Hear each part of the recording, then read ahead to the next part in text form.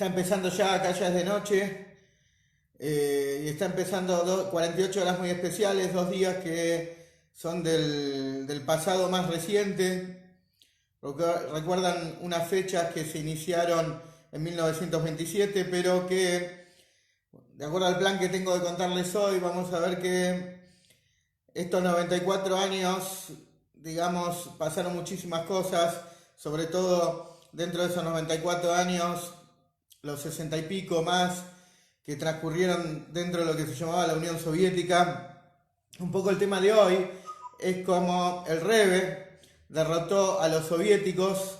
Cuando digo el Rebbe, como se dice en la expresión en el Talmud, Tarta y Mashma, se entienden dos cosas. Una, el Rebbe anterior, porque toda la historia se inicia básicamente con la liberación del Rebbe anterior, pero también cuando les escribo que el Rebbe derrotó a los soviéticos, no solo me refiero al Rebbe anterior, que prácticamente es toda la historia de esta fecha, sino también a nuestro Rebbe.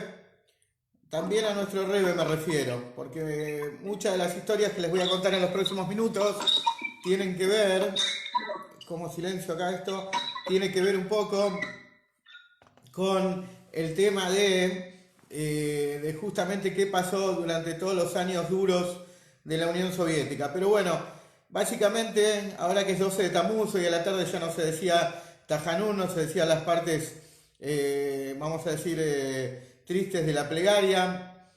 Hoy arranca un día, 2 días que se llaman Haga y Geulah, fiesta de la redención. Y como ya sabemos, y como el Rebbe recalca, es la redención de un líder judío y el líder es todo el pueblo de Israel. Entonces, más todavía que estos días son llamados Haga y Geulah, increíblemente los días de liberación personal de los líderes judíos se llaman Geulah, redención. Esta palabra que está asociada y viene de la mano siempre con Mashiach, Geulah y Mashiach. Inclusive cuando uno, en el mundo cuando se dice que hay que estudiar esto que el Rebbe pidió, Geulah y Mashiach se la llaman un solo nombre, se dice Geumash.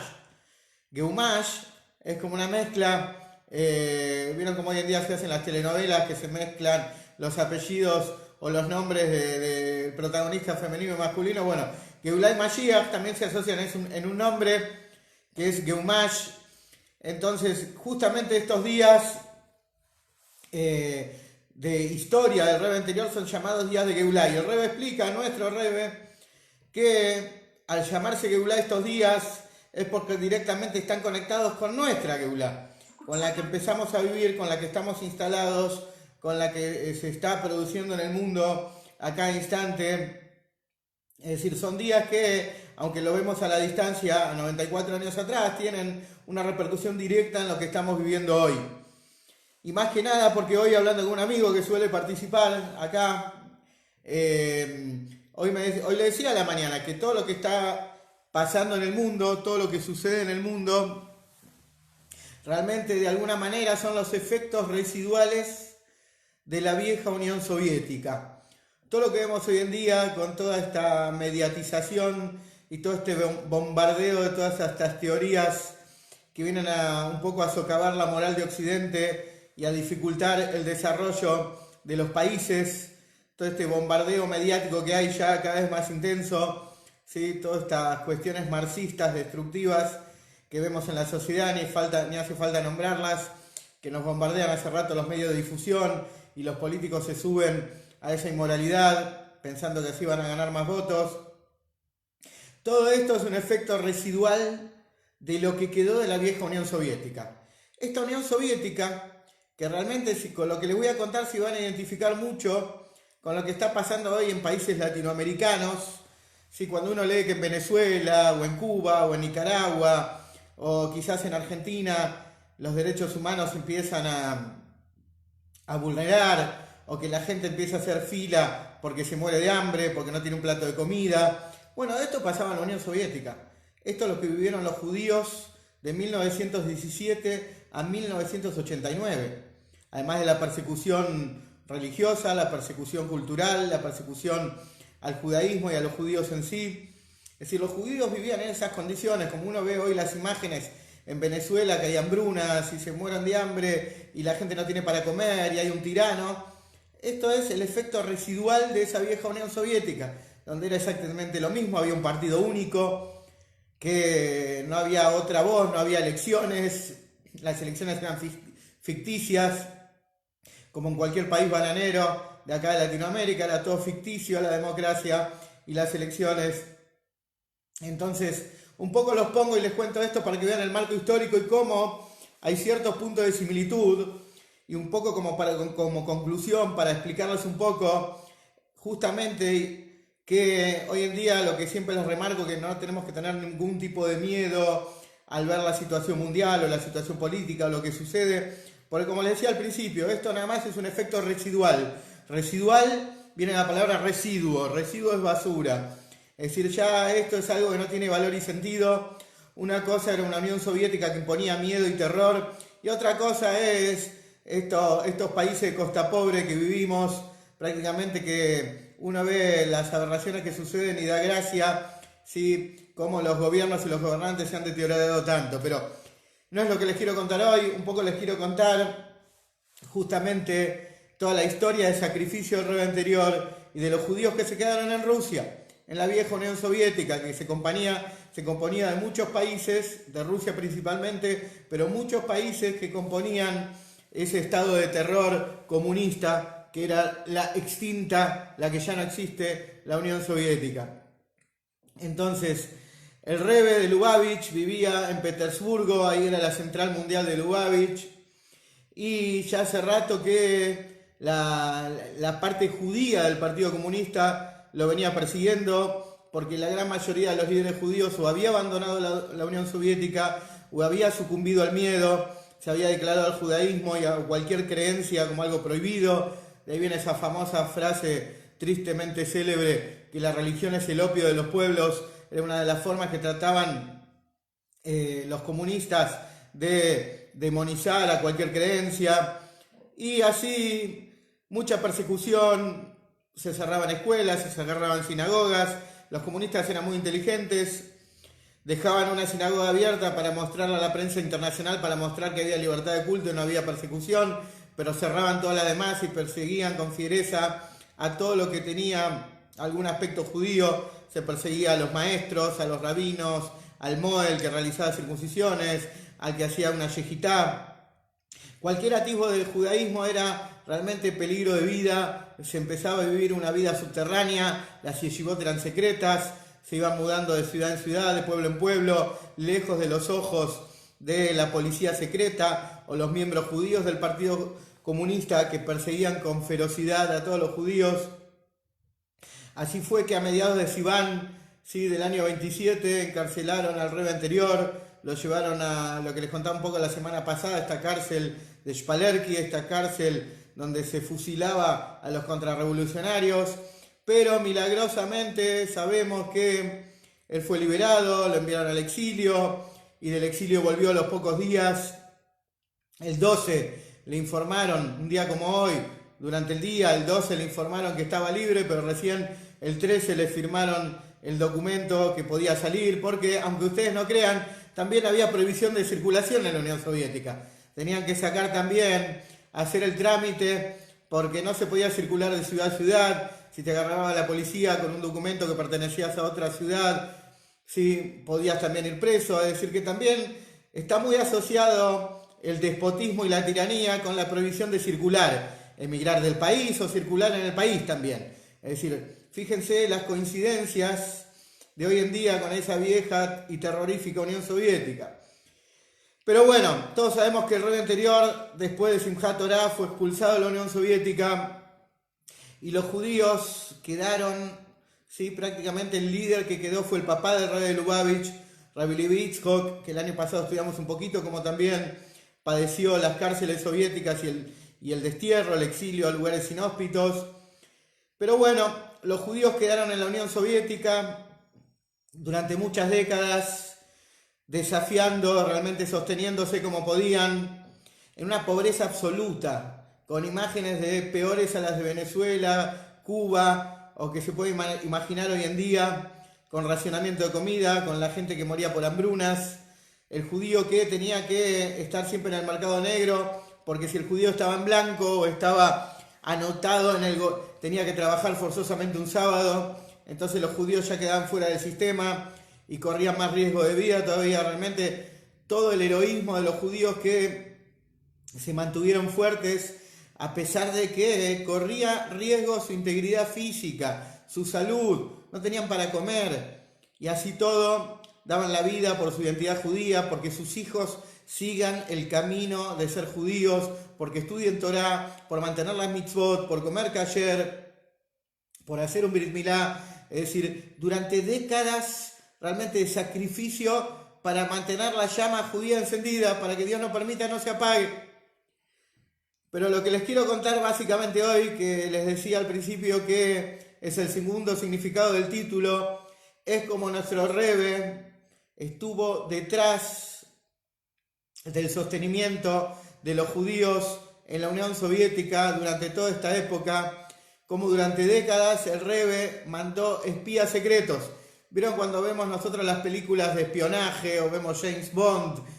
Bueno, el Rebbe Lubavitch durante décadas ¿sí? envió espías, envió gente que fue, como se dice acá, camuflada para de alguna manera ayudar económica y espiritualmente a los judíos que estaban detrás de la cortina de hierro. Como todos saben, no solo de la Unión Soviética, también los países de Europa del Este habían sucumbido ¿sí? al régimen soviético, eran prácticamente provincias de la vieja Unión Soviética, y realmente era muy difícil mantenerse como judíos en aquella época, realmente sostenerse. Y un poco la historia es cómo el Rebbe de Lubavitch durante estas décadas mandaba parejas de personas que se hacían pasar por turistas, a veces eran matrimonios, a veces eran rabinos, muchas veces eran de alguna manera disfrazados por distintas organizaciones. Los soviéticos, la KGB por supuesto estaba al tanto de todo. Para la KGB el apellido del Rebbe, Schneerson, era realmente el enemigo público número uno, y era muy difícil entrar a la Unión Soviética, por supuesto que salir era prácticamente imposible. Les contaba que los judíos vivían en la más absoluta indigencia, inclusive los judíos que podían iniciar los trámites de migración, que eran prácticamente milagros, era un milagro poder emigrar. Uno se recuerda a las viejas películas cuando habían competencias deportivas o danzas, como hoy vemos que a veces en países totalitarios tratan de pedir asilo cuando van a competir o a cantar a algún lugar, así era en el régimen soviético. Muy pocos podían vulnerar esta cortina de hierro.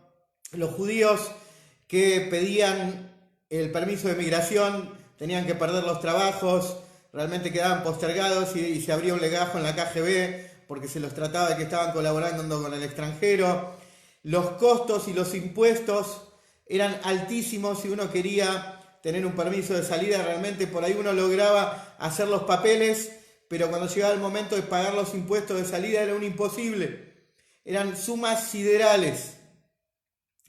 Pero básicamente les contaba el tema de que el Rebbe mandaba parejas de rabinos o mandaba matrimonios que figuraban como turistas.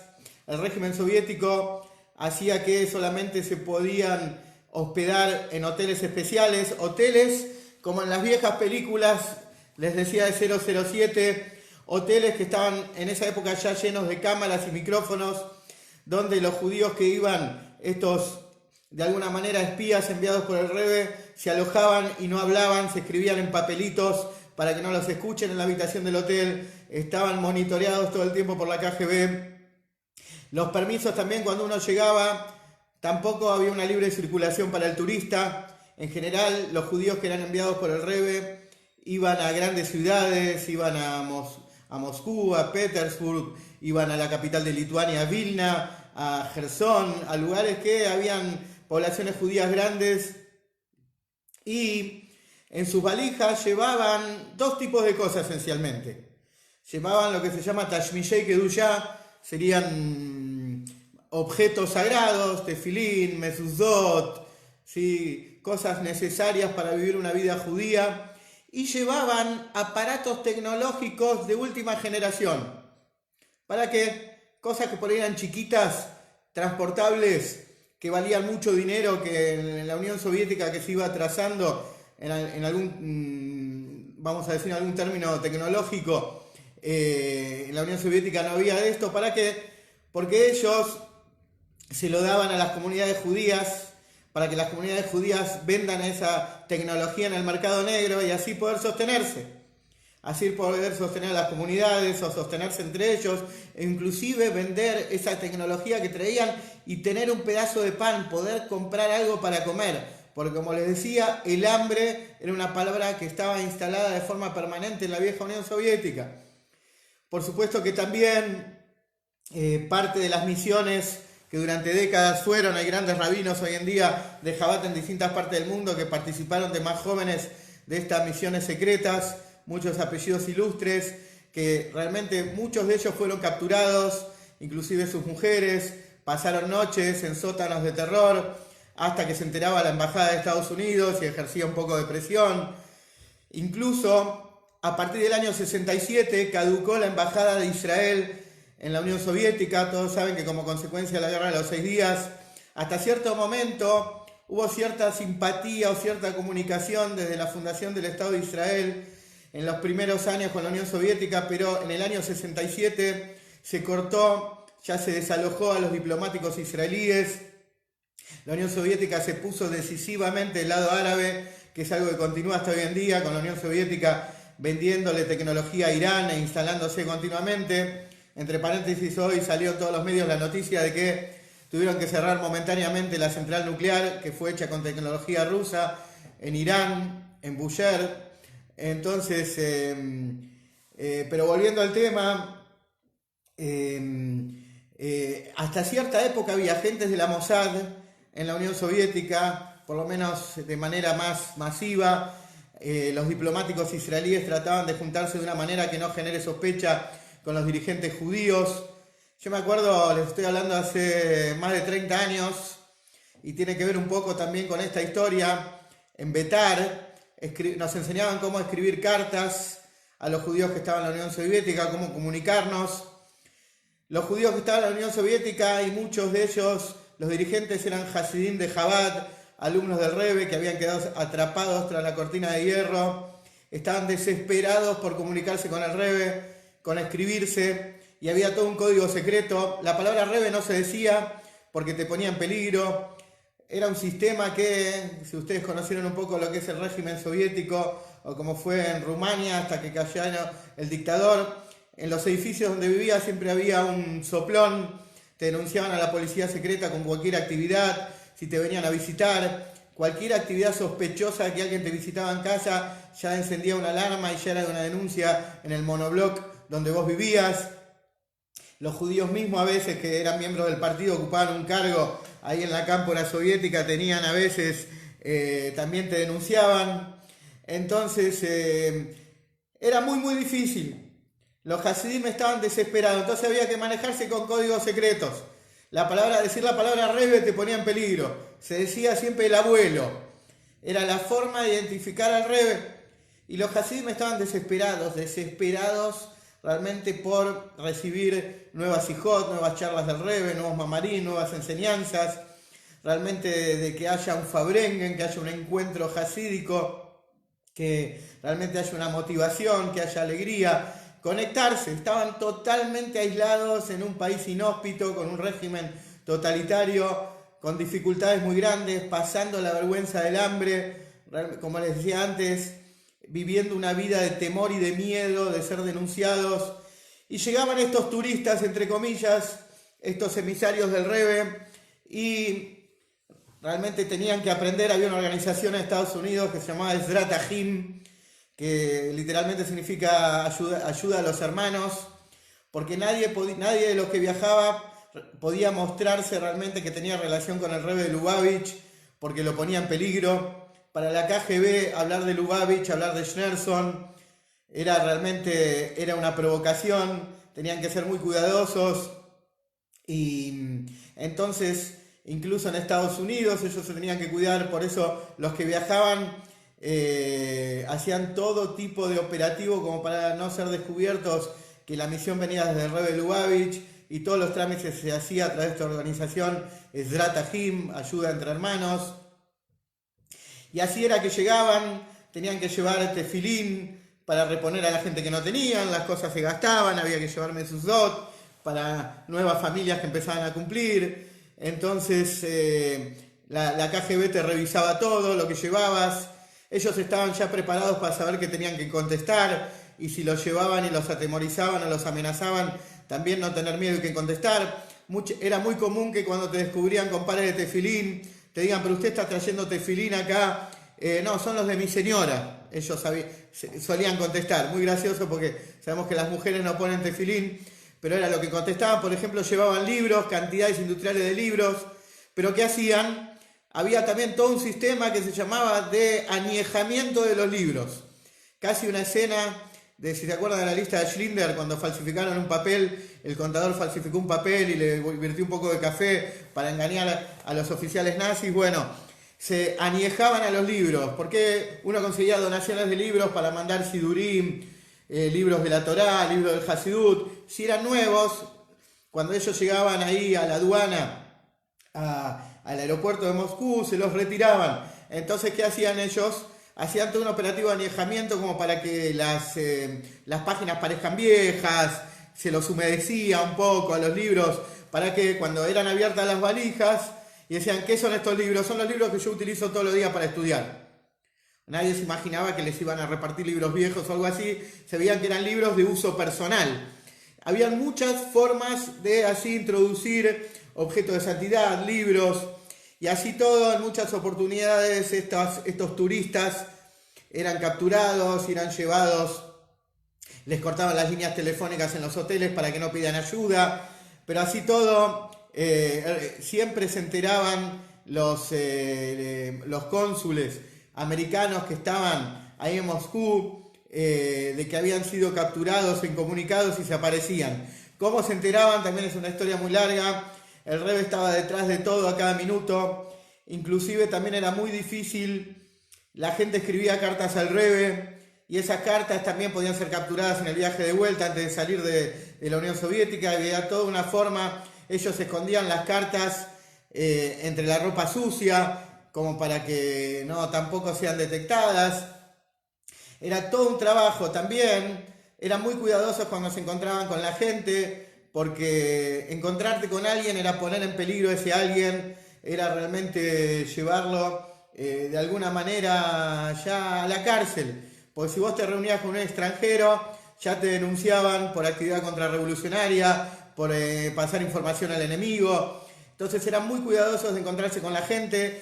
Ellos inclusive fueron a países satélites o fueron a países que estaban dentro de la Unión Soviética. En esa época, por ejemplo, Moldavia, Armenia, Kazajstán, estaban dentro de la Unión Soviética. Entonces ellos hacían, por ejemplo, viajes a Ereván, que era también donde había una comunidad judía importante. ¿Y qué hacían? Ellos no podían perder tiempo. En general viajaban por un par de semanas, 3 semanas como máximo. Pero en general, ¿qué hacían? Para no despertar tantas sospechas, siempre tenían la información turística y visitaban todos los museos del lugar. En cada lugar siempre había museos. Entonces visitaban los museos como para un poco despejar. Siempre tenían gente atrás, trataban de no pisar una sinagoga, iban a lugares, era el judaísmo de los sótanos en esa época, en lugares y en horarios así que no generen o despierten sospecha, todo con contraseña, todo con secreto, siempre con nombres ficticios, nunca diciendo las palabras claves. Y así se vivía. ¿Por qué les cuento todo esto? ¿Qué tiene que ver con la hora Mashiach? ¿Qué tiene que ver con nuestra enseñanza? Bueno, todo el arrojo, todo el heroísmo de estas generaciones, de todos estos judíos que les estoy contando, realmente hicieron que, todos sabemos que en el año 85 asumió Gorbachev, en el 87 finales de los 87 empezaron a aparecer unos pequeños atisbos de luz, porque la Unión Soviética se estaba consumiendo en sí misma, ya no, ese sistema de partido único y de saqueo, con toda la población empobrecida ya no daba para más. Y todos sabemos que en el año 89 cayó el muro de Berlín, en el 91 se terminó de desmembrar la Unión Soviética. Una vez un famoso científico, que hay un libro entero en Chabad sobre él, que es el profesor Irmiau Branover, o conocido como Hermann Branover, que era uno de los científicos más grandes de la Unión Soviética, él se entrevistó con Gorbachov unos años después de toda esta caída y charlando con Gorbachov, no es que Gorbachov tenía en la cabeza traer la famosa perestroika, sí, o el glasnost, la transparencia o la renovación o todas las palabras que nosotros conocimos en los 89-90. Gorbachov no tenía ningún plan en absoluto en el año 85, 86 y 87 de cambiar nada. Pero como les conté una vez, el Rebbe Lubavitch sabía de antemano. El Rebbe mandó un mensaje en el año 87 a los judíos de la Unión Soviética y les dijo: prepárense que van a empezar a salir de forma masiva. La Unión Soviética se cae. El Rebbe se los anticipó y, como les conté otra vez, incluso mandó construir un barrio para científicos que iban a salir de Rusia en Jerusalén. En el año 87 lo mandó a construir ese barrio, el barrio Shamir. Entonces, todos sabemos cómo fue la historia, lo que vino después, cómo el judaísmo renació increíblemente en Rusia y todos los países que componían ese régimen totalitario que desapareció, cómo realmente se abrieron escuelas judías por todos lados, cómo se llenó realmente las yeshivot de todo el mundo, se empezaron a llenar de alumnos que venían de Rusia. Me acuerdo estudiando en Israel cuando empezaron a llegar y empecé a tener compañeros de Moldavia, de Ucrania, de Rusia, chicos que venían de la nada, muchachos de 20 a 30 años que no habían tenido ninguna instrucción judía, como muchos de nosotros, y de repente, año 91, 92, 93, empezaban a venir a la yeshive, empezaban a venir a estudiar Torá, realmente cómo el judaísmo había empezado a renacer y cómo hoy Rusia es uno de los lugares más grandes que uno pueda recordar. Hoy nosotros en Argentina comimos matzá de Ucrania en Pesaj. Imagínense cómo renació el judaísmo, que hasta ellos hacen la matzá de mayor calidad del mundo. ¿Sí? La matzá que es hecha a mano, con todos los procesos que requiere el hasidismo de Chabad y nuestras costumbres. Entonces, pero bueno, les decía que un poco les cuento todo esto, número uno, porque hoy en día vivimos en estos países de Latinoamérica y ciertos países del mundo, tal vez una gente que quiere regresar al pasado, pero les cuento que esto ya fue, ya terminó. Y cuando cayó la Unión Soviética finalmente, el Rebbe de Lubavitch dijo que esto es uno de los grandes anuncios de la proximidad del Mashiach, la caída de este régimen de mal. Y por supuesto que este régimen de mal cae y la batalla contra este régimen empezó cuando el líder anterior del Mashiach de la generación, el suegro de nuestro Rebbe, Rabbi Yosef Yitzchok, conocido como el Frierdiker Rebbe, el Rebbe anterior o el Rebbe Rayatz, cómo realmente él empezó a luchar y no tuvo miedo, como les contaba la semana pasada, cómo los enfrentó y no les mostró miedo. Es decir, si uno busca la historia de lo que fue todo el régimen asesino, sanguinario, realmente es muy difícil encontrar a alguien que lo sobrevivió, que lo enfrentó, que se salvó y que pudo dejar sembrados semillas para que muchas décadas después los judíos se hayan mantenido y no se hayan perdido, los millones de judíos que quedaron detrás de la cortina de hierro. Y nuestro Rebbe. Y justamente acá me está escribiendo Rubén, sí, antes se llamaba Ekaterinoslav, donde era rabino el papá del Rebbe, hoy se llama Dniepopetrovsk, ¿sí? El lugar, pues hay un gran puerto sobre el río Dnieper, ahí antes era la ciudad de la princesa Caterina, pero hay muchas ciudades que conservaron el nombre comunista. Petersburg, por ejemplo, lo recuperó, ¿sí? Lo recuperó ya por el año 92, por ahí, hasta ese momento se llamaba Leningrado, pero recuperó el viejo nombre. Entonces, al punto que voy es que hoy en día nosotros tenemos mucho para aprender. Hoy en día, vamos a decir, más allá de todo lo que sucede es mediático.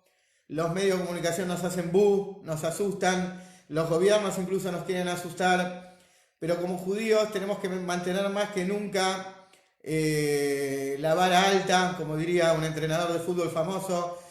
Tenemos que mantener el alma fuerte, tenemos que mantener la fe consistente, porque sabemos de la proximidad de Mashiach y tenemos toda la fuerza de nuestros antepasados y el ejemplo realmente de todos estos héroes que vivieron en la Unión Soviética o visitaron la Unión Soviética poniendo en peligro sus vidas. Realmente en esa época ser judío era jugarse la vida. Hoy en día tenemos todo nuestro judaísmo servido en bandeja. Somos judíos, somos, como dice el Rebbe, la última generación del exilio, la primera generación de la redención. Y nosotros realmente tenemos todo el aprendizaje, toda la fuerza de esta historia, de la historia de todos estos judíos que vivieron y nos precedieron. El otro día estaba leyendo cómo un Sheliach, un emisario del Rebbe, le contaba un poco al Rebbe la situación política y económica del país. Y el Rebbe le decía, yo no te mandé para eso. Vos dale duro, difundí judaísmo.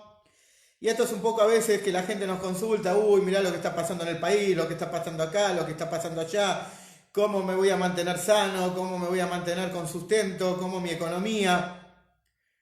Esas variables nosotros no las ponemos en la calculadora, ni en el programa, ni en la aplicación. Nosotros como judíos no leemos las noticias. Leemos la Torá, tenemos las palabras del líder de la generación, el Rebbe, no tenemos absolutamente miedo a nada. Lo que regula nuestras vidas no son las variables naturales, no la inflación, no los datos de la economía, no los datos de la política, no las amenazas de los gobernantes. Ninguna variable realmente nos puede hoy en día condicionar. El Rebbe se dedicó muchos años a explicar cómo esta generación es muy parecida a la que entró a la tierra de Israel en la primera oportunidad. En aquellos tiempos estaban en el desierto millones de personas que inclusive hoy con adelantos tecnológicos yo no sé cómo se puede desarrollar una vida comunitaria y familiar viviendo 40 años en el desierto, rodeado de arena, de reptiles, con altas temperaturas. Imagínense vivir 40 años con la suegra en el desierto o tener una vida normal en el desierto. Entonces, ¿cuál es el punto? Ellos sobrevivieron en el desierto y tuvieron un alimento celestial, el maná. ¿Por qué les cuento esto? Porque el Rebbe dice que nuestra generación, hoy en día, somos como la generación que recibía el alimento celestial, el maná. No tenemos que tener ningún tipo de preocupación sobre ninguna variable natural. Tenemos que estar tranquilos, tenemos que estar realmente firmes en nuestra creencia y saber de que la llegada del Mashiach es inminente, que ya está acá, que tenemos que estudiar temas de Moshiach y Geulá, como decimos siempre, para prepararnos, para motivarnos, para compartir el anuncio. Y eso es un poco lo que es el mensaje de estos días tan importantes. Son días que se hacen Fabrenga en el Lubavitch, 12 y 13 de Tamuz. Se cuenta la historia del Rebbe anterior, se cuesta su liberación, como es la liberación de todos los judíos, como hay un común denominador en todos estos fenómenos y es la palabra Geulá, que es redención. 12 y 13 de Tamuz son redención y son nuestra redención. Y justamente, como les decía la semana pasada, el Rebbe se disfrazó de humano, como cuando Superman se quitó los poderes y fue el vulgar Clark Kent, que en Superman 2, una vez entró a un bar, se había quitado los poderes, lo golpearon, le salió sangre a Clark Kent, quería ser humano. Esto hizo el Rebbe anterior, se quitó los poderes, se transformó en un ser humano común y enfrentó a los soviéticos y les ganó. Y como dice el Rebbe, para mostrarnos a nosotros que sin ser Superman, sin ser un tzadik, sin ser nosotros Rebbes, podemos también ganarle al ocultamiento, superar todas las situaciones de dificultad que se nos plantean y saber que las pruebas son eso, las pruebas son humo, las pruebas son todo lo que pasamos. Realmente todo el desafío es no preocuparnos, no asustarnos, no impresionarnos ni afectarnos de todo el entorno que nos rodea y tener la fe completa que somos la generación de Mashiach. Bueno, ya estamos terminando, así que voy aprovechando para saludar, para contarles también de que salió una nueva publicación. Creo que a muchos de ustedes se la empecé a mandar, después me avisan si no se las envío, me escriben por WhatsApp para recibirla. Hay una nueva publicación en español que se reparte en todo el mundo, Baruch Hashem, y la piden de todo el mundo, de Israel, de diversas partes de Estados Unidos. Por eso empezamos a agregar horarios de Shabbat de todo el mundo, que se llama Mashiach Semanal. Empezamos con 2 carillas, con 2 páginas, con contenido de enseñanzas del Hasidismo, del Rebbe, sobre el anuncio de la redención, con buenas noticias. Y bueno, ya vamos por el número 4. Quería compartir esta esto para que también sepan que lo pueden recibir y pueden también a su vez reenviarlo para difundir más la noticia del Moshiach, de la proximidad de la llegada del Mashiach, la inminencia de este fenómeno de redención que estamos viviendo. Así que bueno, me voy a ir despidiendo, hasta la próxima.